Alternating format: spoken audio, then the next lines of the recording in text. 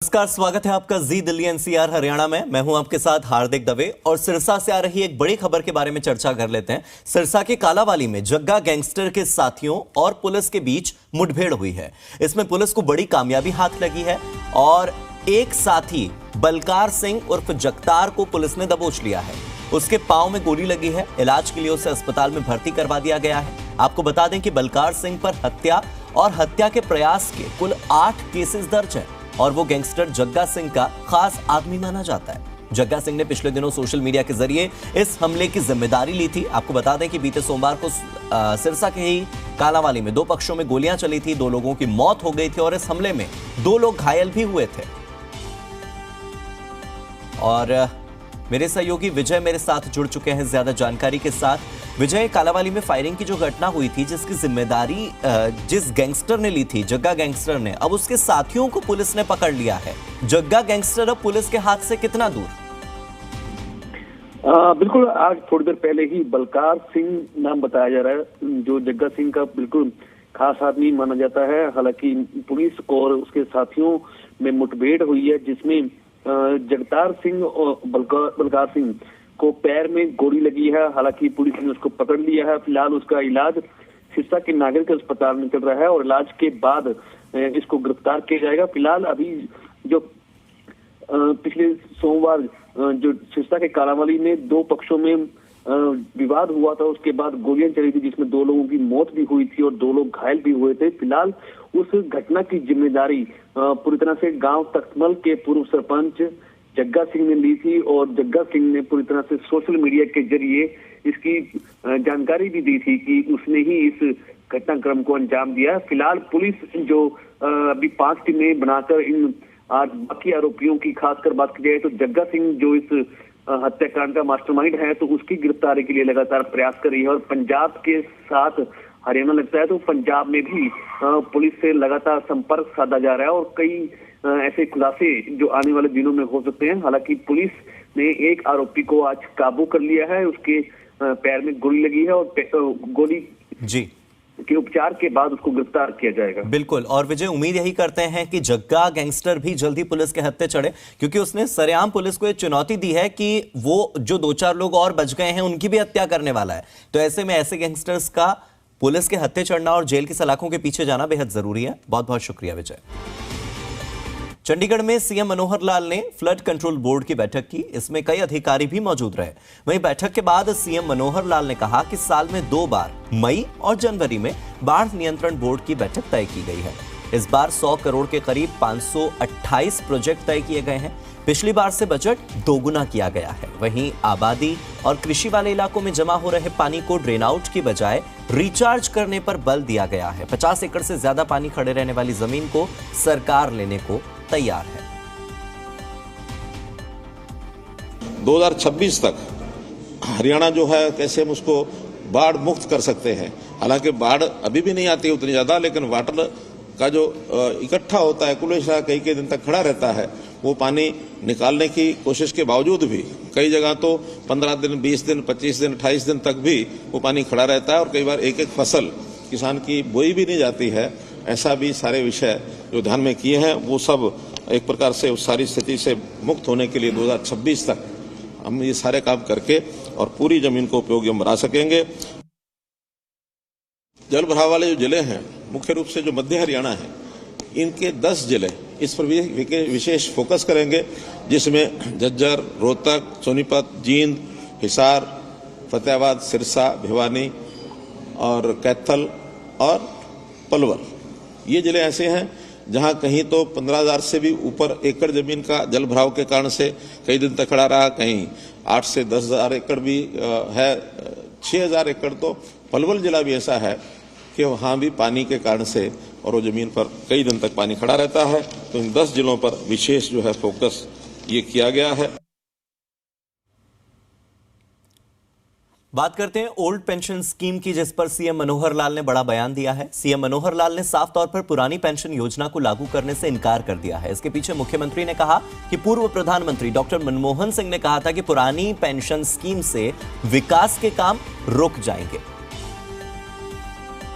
आखिर हमको देश और प्रदेशों के भविष्य के लिए सोचने के लिए हर समय राजनीति नहीं करनी चाहिए, एक स्टेट्समैन की तरह भी विचार करना चाहिए कि आने वाली पीढ़ियां क्या करेंगी। आज हमारे लिए विषय नहीं है, विषय तो यह है कि 5 साल बाद, 10 साल बाद, 20 साल बाद जैसा ही व्याप बढ़ रहा है, एक तरफ तो ये आता है कि ज्यादा लोगों को हम सरकारी एम्प्लॉय इस नाते से बना करके सेवा के काम कराएं। अगर ये संख्या बढ़ती है तो जब व्यक्ति भर्ती होता है उस समय की स्थिति नहीं है। 30 साल बाद, 35 साल बाद जो रिटायर होता है और उस समय इसका व्याप, जैसे आज एम्प्लॉइज बढ़ेंगे वैसे उसकी संख्या बढ़ेगी। हमें चिंता है इस बात की, ऐसा नहीं कि हम चिंतित नहीं है, लेकिन इस चिंता को दूर करने के लिए सबको मिलकर आगे आना पड़ेगा। उसमें सरकार भी आगे आएगी, उसमें एम्प्लॉइज को भी आगे आना होगा। एक चिंतन मनन का काम है और सारे देश का विषय है, कोई एक स्टेट का विषय नहीं है। लेकिन इस पर जो कांग्रेस राजनीतिक तौर पर जो जिस प्रकार के बयानबाजी कर रही है वो उचित नहीं है, वो देश हित में नहीं है, प्रदेश हित में नहीं है, इतना ही कहना। वहीं गन्ना किसानों की मांग पर सीएम मनोहर लाल ने बड़ा बयान दिया है। मुख्यमंत्री ने कहा है कि गन्ने के रेट बढ़ाने के लिए कमेटी का गठन किया गया है और कमेटी की रिपोर्ट के बाद ही सरकार कोई फैसला लेगी। हमारी एक कमेटी बनी है, वो कमेटी विचार कर रही है, लेकिन अल्टीमेटली शुगर मिलें जो है ये एक कमर्शियल एक एस्टेब्लिशमेंट है और कमर्शियल एस्टेब्लिशमेंट में एक ग्रुप हमें पीछे मिलने आया था, उनको मैंने बताया था कि चीनी के रेट ये 2012 में भी 3300 रुपये क्विंटल था। आज चीनी का रेट बहुत मुश्किल से 3500 रुपये क्विंटल पहुंचा है, यानी 10% भी नहीं बढ़ा, जबकि गन्ने के रेट 12 से लेकर के अब तक 1.5 गुना से भी ज्यादा है। तो अल्टीमेटली आज चीनी का रेट और रिकवरी और गन्ने का रेट सबको मिलाएंगे तो अभी तक भी बहुत बड़े लॉस इसमें हो चुके हैं। इसमें अभी भी हमको प्राइवेट मिल वालों को, सरकारी मिल वालों को सबको कंपनसेट करना पड़ता है। अब चीनी का रेट आगे बढ़ेगा तो गन्ने का रेट जरूर बढ़ेगा। पूरे हरियाणा में गन्ना किसानों का आंदोलन तेज हो चुका है। किसान नेता गुरनाम सिंह चढ़ूनी ने कहा है कि 20 जनवरी से कोई भी किसान गन्ना लेकर नहीं जाएगा और अगर फैसले के खिलाफ कोई गन्ना लेकर शुगर मिल जाता है तो उस नुकसान के लिए वो खुद ही जिम्मेदार होंगे। सुनिए। सभी शुगर मिलों के हड़ताल है और सुबह 8 बजे गेट बंद कर दिए जाएंगे। आप सभी से अनुरोध है कि जिस भाई की गन्ना छिलाई हो वो आज रात तक ले जाए और सुबह से गन्ना मिल में ना ले जाए। मैं अधिकारियों से बेनती करूंगा कि वो कोई फूट डालने का काम ना करें और किसान भाई भी सारे सहयोग करें, सब आपके लिए है। और 23 तारीख को सुबह 11 बजे फिर जाट धर्मशाला कुरुक्षेत्र में मीटिंग बुलाई गई है। हर मिल से 5 लोगों का प्रतिनिधि मंडल उस मीटिंग में पहुंचे और भी अगर कोई भाई अपनी बात विशेष तौर पर रखना चाहता है तो वो आ सकता है। तो सुना आपने, हरियाणा में 20 जनवरी को किसान शुगर मिल पर ताला जड़ने वाले हैं। वहीं शुगर मिल बंद होने से पहले बड़ी तादाद में किसान ट्रॉलियां लेकर गन्ना लेकर पहुंचे। तस्वीरें आपको यमुनानगर की हम दिखाने जा रहे हैं, जहां पर शुगर मिल के बाहर गन्ना ट्रॉलियों की लंबी लंबी कतारें लग गई। इससे लोगों को परेशानी का सामना भी करना पड़ा। भाई साहब इन्होंने ज्यादा इंडेंट काटे, 800-900 इंडेंट काट रखे और जिम्मेदार कह रहे 20 तारीख को हड़ताल करेंगे। इस कारण इन्हें ज्यादा इंडेंट काटने के कारण ये भीड़ लगी जी करने की।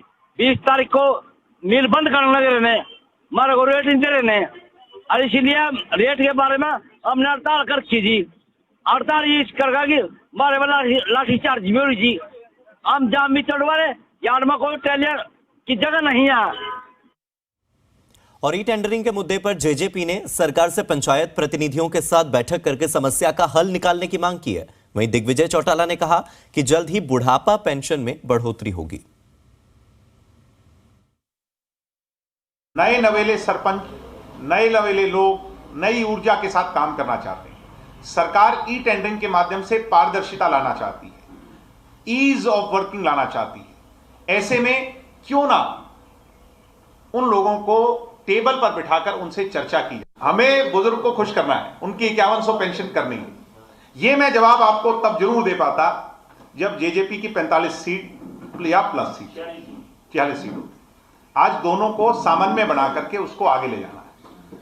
हो सकता है उनकी अलग ऑब्जर्वेशन हो, हमारी अलग हो, मगर मेरी ऑब्जर्वेशन साफ कि 5100 होगी या 6100 होगी या 7100 होगी तो बूढ़ा बुढ़िया खुश होंगे। जेजेपी बीजेपी का हर कार्यकर्ता खुश होगा, मनोहर लाल जी खुश होंगे और दुष्यंत जी खुश होंगे। आईएनएलडी के नेता अभय सिंह चौटाला दिल्ली मुंबई वडोदरा एक्सप्रेसवे पर इंटरचेंज की मांग को लेकर धरने पर बैठे किसानों का समर्थन करने पहुंचे। अभय चौटाला मिंडकोला गांव पहुंचे, जहां पर उन्होंने सरकार पर जमकर निशाना साधा और जल्द ही इस मुद्दे पर उन्होंने केंद्रीय मंत्री नितिन गडकरी से मुलाकात करके समस्या के समाधान कराने की बात कही। 79 गांव की जमीन सरकार ने एक्वायर करके सड़क तो बना ली, लेकिन उनके लिए रास्ता नहीं छोड़ा। हर हालत में उन लोगों की बात को सुनना चाहिए और उनके लिए रास्ते की व्यवस्था करनी चाहिए। मैं इस बारे में मुख्यमंत्री से बात भी करूंगा और गडकरी जी से भी करूंगा। मेरा प्रयास रहेगा कि ये जो लोग हैं जो धरने पे बैठे हैं, इनका एक प्रतिनिधि मंडल जा करके गडकरी जी को सारी बात से अवगत कराए और वो इनकी बात को सुनेंगे। करनाल में सरपंचों ने रोष प्रदर्शन किया। कई जगहों पर बीडीपीओ कार्यालय पर इन सरपंचों ने ताला भी जड़ दिया। चिड़ाव ब्लॉक में जब बीडीपीओ कार्यालय में ताला जड़ने की कोशिश की गई तो वहीं मौजूद पुलिस ने उन्हें रोक दिया। तो हम तो ये कहना चाहेंगे, प्रशासन से अनुरोध करते हैं कि जो हमारी मांगे हैं वो स्वीकार करें। हम ना खुद परेशान हो, ना खुद सरकार परेशान हो, ना हमारे को परेशान करे। सरकार के विरोध में ई टेंडरिंग का, जो राइट टू रिकॉल का, सरपंचों के वेतन का, इस बारे में उनकी तरफ से फैसला हुआ था भी सभी ब्लॉकों में तालाबंदी की जाए और ब्लॉक लेवल पे काम बंद करेंगे सरकार के यहाँ खोलने के लिए। उसी कड़ी में आज हमने अपने ब्लॉक में जितने हमारे ब्लॉक के सरपंच थे यहाँ तालाबंदी करने के लिए आज इकट्ठे हुए और तालाबंदी तो चलो प्रशासन ने नहीं करने दिया। उसके बाद हमने जो कार्यालय में काम करने का विरोध कर रहे हैं, विरोध जारी रहेगा। हमारी तो यह हम कानून व्यवस्था नहीं बिगड़ने दिया जाएगा। सरपंच अपनी किसी मांगों को लेकर धरना प्रदर्शन के लिए आए हैं और यहाँ शांतिप्रिय तरीके से बैठे हुए हैं और इनकी तरफ से कोई भी ऐसा गैर कानूनी काम करेगा तो हम उसको नहीं करने दिया जाएगा। यदि कोई गलत काम करेगा तो उसके खिलाफ कानूनी कार्रवाई भी की जाएगी। इधर हिसार में भी पंच और सरपंचों का धरना जारी है। बीडीपीओ कार्यालय के बाहर धरने पर बैठे सरपंचों ने कहा कि उनका आंदोलन जारी रहेगा जब तक सरकार उनकी मांगों को पूरा नहीं कर देती। हाँ, अभी कल एसएफसी का फंड आया है ग्राम पंचायतों के अंदर, लेकिन हमने सब शुरू से ही कामों के ताले लगा दिए तो वो क्या काम आएगा। हम अभी कल जैसे अभी सुनने में आया था सुबह की अधिकारियों की मीटिंग बुलाई थी, जो भी 7 दिन के अंदर अंदर टेंडर लगा करके इस पैसे को गांव में विकास कार्य पे लगाई। लेकिन हम सभी सरपंच साथियों ने फैसला लिया है कि हम कोई भी प्रस्ताव पास नहीं करेंगे जब तक हमारी मांगे पूरी नहीं होगी। लौटते हैं दिल्ली के जंतर मंतर पर धरने पर बैठे पहलवानों ने केंद्रीय खेल मंत्री अनुराग ठाकुर से मुलाकात की। तमाम पहलवान अनुराग ठाकुर से मिलने के लिए उनके आवास पर पहुंचे। वहीं खेल मंत्री ने कहा कि कुश्ती महासंघ से 72 घंटों में जवाब मांगा गया है। इस मामले में जो भी दोषी होगा उसके खिलाफ कार्रवाई होगी। मैं तो यही कहूंगा, खिलाड़ियों ने जो आरोप लगाए वो गंभीर किस्म के हैं और उसका संज्ञान लेते हुए भारत सरकार ने, खेल मंत्रालय ने तुरंत कार्रवाई करते हुए रेसलिंग फेडरेशन ऑफ इंडिया को नोटिस भी दिया, 72 घंटे के अंदर जवाब भी मांगा है और इसके अलावा जो कैंप लगना था उसको भी पोस्टपोन कर दिया गया है प्रभावी रूप से। तो 72 घंटों में जवाब मांगा गया है महासंघ से। इस मामले में जो भी दोषी होगा उसके खिलाफ कार्रवाई की जाएगी, यह आश्वासन अनुराग ठाकुर ने खिलाड़ियों को दिया है।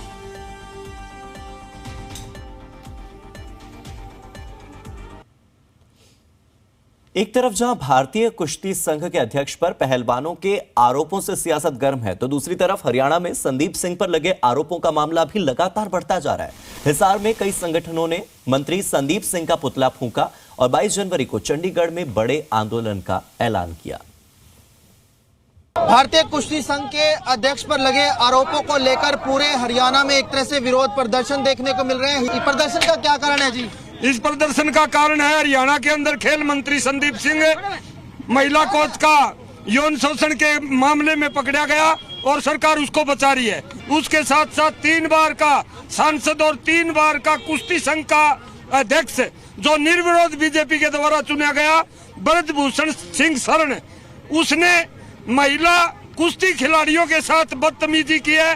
सारे बात का पर्दाफाश हो गया है। सरकार सोई हुई है। हमारे international gold medalist Vinesh Phogat, Sakshi Malik Bajrang Punia Jantar Mantar के ऊपर माइनस टेम्परेचर के अंदर बैठे हैं, लेकिन न्याय की कोई बात नहीं है यहाँ पर। बताइए जी। बर्दाश्त नहीं किया। चंडीगढ़ में सभी जन संगठन हम 22 तारीख को बड़ी संख्या में जा रहे हैं चंडीगढ़ भी, और आज पूरे प्रदेश के अंदर इस प्रकार से ये जो खेल कुश्ती संघ का जो राष्ट्रीय अध्यक्ष है ब्रजभूषण शरण, जिसकी बात कर रहे हैं नंबरदार जी भी, उसको हटाए जाने की भी मांग है और मुख्यमंत्री सार्वजनिक रूप से माफी मांगे कि उसने जो लड़की के बारे में ऐसी गलत। तो 22 जनवरी को हम चंडीगढ़ जाएंगे, बड़ी संख्या में जाएंगे। तो 22 तारीख को जो है चंडीगढ़ घेराव का ऐलान जो है इन संगठनों की तरफ से किया गया। साथ ही साथ एक मेमोरेंडम जो है वो पीएम और राष्ट्रपति के नाम जो है इन्होंने सौंपने की तैयारी की है। जिस तरह से भारतीय कुश्ती संघ के अध्यक्ष के ऊपर जो एलिगेशंस लगे हैं, उसके साथ साथ संदीप सिंह मामले को लेकर भी एक तरह से विरोध प्रदर्शन जो है इन संगठनों की तरफ से किया जा रहा है। बहरहाल 22 जनवरी का अल्टीमेटम इनकी तरफ से दिया गया है और एक बड़ा प्रदर्शन जो है वो चंडीगढ़ में करने की चेतावनी भी जो है वो दी गई है। कैंपस से राजेंद्र कुमार के साथ रोहित कुमार, जी मीडिया हिसार। हिसार के अलावा सोनीपत में अब कर्मचारी संगठनों ने मंत्री संदीप सिंह के खिलाफ मोर्चा खोल दिया है। कर्मचारियों ने सड़कों पर उतरकर प्रदर्शन किया। इस दौरान उन्होंने संदीप सिंह का पुतला भी फूंका और गिरफ्तारी की मांग भी की। सोनीपत में पूर्व खेल मंत्री संदीप सिंह का विरोध लगातार बढ़ता जा रहा है। आप ये तस्वीरें यहाँ पर देख सकते हैं कि सभी कर्मचारी यहाँ पर प्रदर्शन कर रहे हैं। कर्मचारी एक मांग बढ़ाते जा रहे हैं कि संदीप सिंह को गिरफ्तार किया जाना चाहिए और उसके पास कोई भी मंत्रालय नहीं होना चाहिए। यहाँ पे एक कर्मचारी है, उनसे बात कर लेते हैं। और उन्होंने महिला कोच के साथ छेड़खानी की है और हरियाणा सरकार उसको बचाने पर लगी हुई है और जंतर मंतर पर भी खिलाड़ियों का के साथ बदतमीजी करने के खिलाफ आंदोलन धरना चल रहा है। और आज इसी मांग को लेकर हमने पहले भी कई बार प्रदर्शन किए हैं। सांसद आवास पे भी प्रदर्शन किया था, ज्ञापन भी दिया था गवर्नमेंट के नाम कि इसको बर्खास्त किया जाए और इसको जेल के अंदर डाला जाए, इसकी जांच करवाई जाए और सजा दी जाए। लेकिन अभी तक उसको गिरफ्तार नहीं किया और हरियाणा का मुख्यमंत्री खुद उसको बचाने पर लगा हुआ है। जो बेटी बचाओ बेटी पढ़ाओ का नारा देने वाली सरकार आज बेटियों की दुश्मन बनी हुई है और बेटियों पर अत्याचार कर रही है। हम बोलना चाहते हैं जी, ये जो खेल मंत्री है ये गिरफ्तार किया जाए। जो मंत्री ने उसके वो खिलाफ बात कर रखी वो वापिस ले पड़ी, सारा इसको सजा मिले। ये बोलना चाहते हैं जी, जो बदसलूकी की है कोच के साथ भी उसको सजा मिलनी चाहिए जिसने बदतमीजी की है, और जो ये बयान दिया है उन्हें अपना वापस लिया जाए। महिलाएं भी अब साफ तौर से बोल रही हैं कि न्याय जो है महिला कोच को अवश्य मिलना चाहिए और हरियाणा के पूर्व खेल मंत्री संदीप सिंह को गिरफ्तार भी किया जाना चाहिए। राजेश खत्री, जी मीडिया, सोनीपत। डेरा प्रमुख गुरमीत राम रहीम को एक बार फिर से पैरोल मिल सकती है। संभावना यही जताई जा रही है कि 25 जनवरी तक राम रहीम को पैरोल दी जा सकती है। हरियाणा के जेल मंत्री चौधरी रणजीत सिंह चौटाला ने इसकी पुष्टि की है।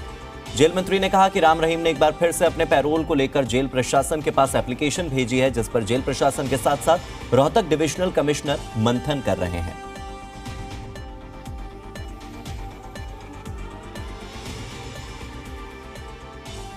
दिनों से अटकलों का बाजार गर्म है कि बाबा राम रहीम को पैरोल मिलेगी या नहीं मिलेगी। इस विषय पर ज़्यादा बातचीत के लिए हमारे साथ हैं हरियाणा के जेल मंत्री चौधरी रणजीत सिंह चौटाला। सर, पिछले काफ़ी समय से ये कयास लगाए जा रहे हैं कि बाबा राम रहीम को पैरोल मिलेगी या नहीं मिलेगी, कितनी जानकारी है आपके पास?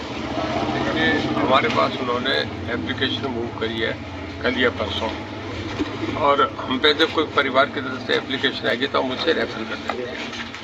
कमिश्नर डिसाइड करेंगे, डिविजनल कमिश्नर, उनके पास एप्लीकेशन भेज दी गई, वो तय करेंगे कि पैरोल दी जाएगी या नहीं दी जाएगी। कि अभी हम पक्का नहीं कह सकते, कोर्ट पे डिपेंड करता है। उनके कमिश्नर ऑफिस डिसाइड करेगा। अगर पैरोल मिले तो हम दे देंगे, वो बता देंगे कितने दिन की पैरोल है, यहाँ जाना है। तो क्या जानकारी मिल पाई है कि बाबा राम रहीम ने 25 सितंबर को जो 25 जनवरी के जो कार्यक्रम है उसी के मद्देनजर पैरोल लगाई है? नहीं, उन्होंने ऐसा करके उन्होंने लिखा है कि हमें 40 दिन की पैरोल चाहिए। हर एक का राइट बनता है, कोई भी कैदी होता है वो लिख के देता है और उसका अपना जा भी सकता है।